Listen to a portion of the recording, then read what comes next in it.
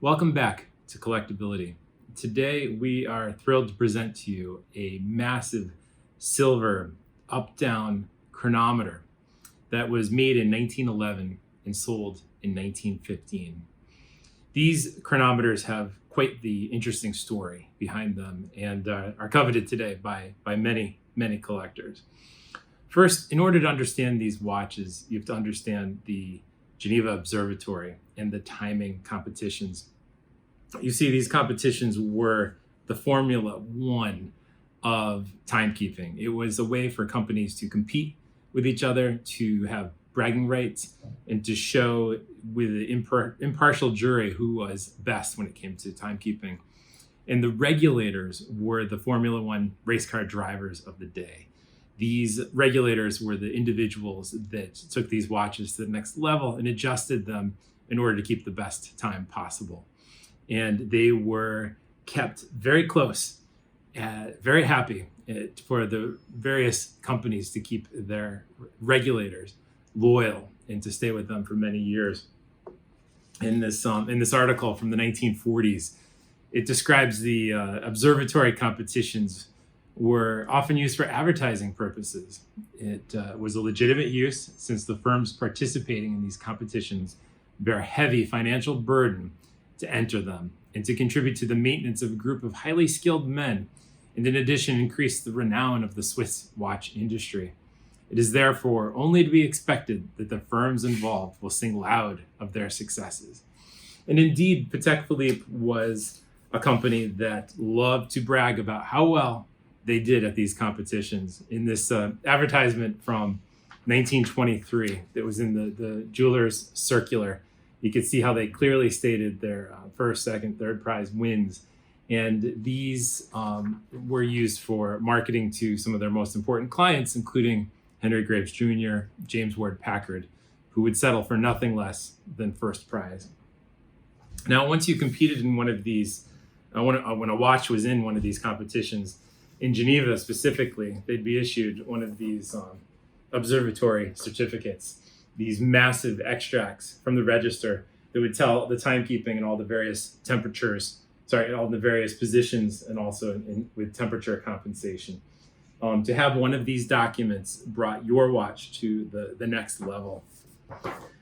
So when these watches were brought in, they were tested only with the movements, and the regulator would spend hours and hours, weeks and months in order to regulate these watches in order to tell the best time possible.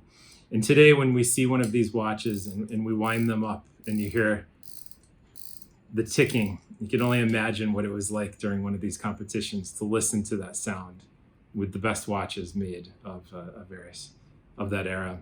With this particular piece, you could see how it's extra quality, which meant it was the highest level of Patek Philippe's finishing and performance. This particular watch has a gold chaton around the jewels.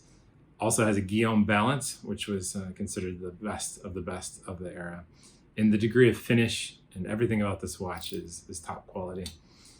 It also has an up-down indicator. So as you wind the watch, you can see how it goes up and down with 36-hour power reserve. Now, little known fact is any watch that was in the observatory competitions in Geneva, you can request a copy from that observatory paperwork to see how it performed. In this document I have here for this watch, it showed how it won third prize and obtained 761 points out of a possible 1,000 points. And the first in this category won 832 points. So you could see how close it was to being among the best. Now, as I said earlier, first prize watches were often cased in gold and platinum and were sold to clients such as Packard or Graves. The Patek Philippe looked at the top of their collecting hierarchy and sold these watches. But you often see watches in second, third, and even honorable mention that were sold often to military use. Indeed, this one was most likely sold for use to the U.S. military, the U.S. Navy specifically, who used them for blimps to determine longitude. Similar watches were used by other militaries around the world to determine timekeeping on their various ships and also in submarines. And they were often in triples. They were sold in triples, so you'd have 3 for a redundancy system for checks and balances. The Geneva Observatory also sent me these 2 documents for this watch showing what we looked at earlier with the other chronometer, the times in the various positions and with the temperature compensation.